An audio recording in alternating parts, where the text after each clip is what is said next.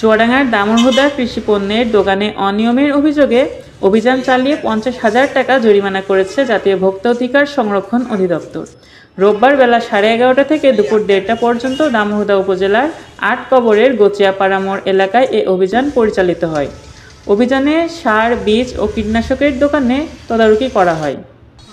অভিযানে দেখা যায় স্থানীয় মেসার শিশির ট্রেডার্সে মূল্য তালিকা প্রদর্শন করা হয়নি, ক্রয় বিক্রয়ের রসিদ রাখা হয়নি এবং সরকার নির্ধারিত দামের চেয়ে বেশি দামে সার বিক্রি করা হয়েছে।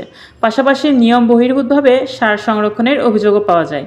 এসব অপরাধে প্রতিষ্ঠানটির মালিক শহীদুল ইসলামের বিরুদ্ধে ভোক্তা অধিকার সংরক্ষণ আইন 2009-এর 38, 40 ও 45 ধারা অনুযায়ী 50,000 টাকা জরিমানা আদায় করা হয়।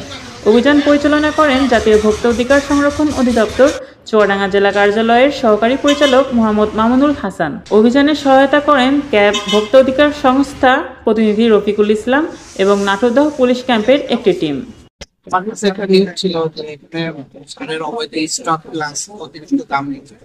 আমরা এখানে শিশির ট্রেডার্স নামে একটা প্রতিষ্ঠানে এসে দেখি উনি কীটনাশক বিক্রি করার আছে, কিন্তু উনি বিএডিসি সার আমরা 75 বস্তা পেয়েছি। এইটা আমি সংশ্লিষ্ট কর্তৃপক্ষের সাথে কথা বলে জানছি যে আসলে এই সার ওনার বিক্রি করার এত বস্তা স্টক বা একটা এখতিয়ার নেই। রেজিস্টার বা এই যে লাল সালু বা বিভিন্ন যে বিষয়গুলো থাকে যে সার, বীজ এগুলা যে স্টক বা মেনটেন করা, ওনার কাছে কিছুই নেই।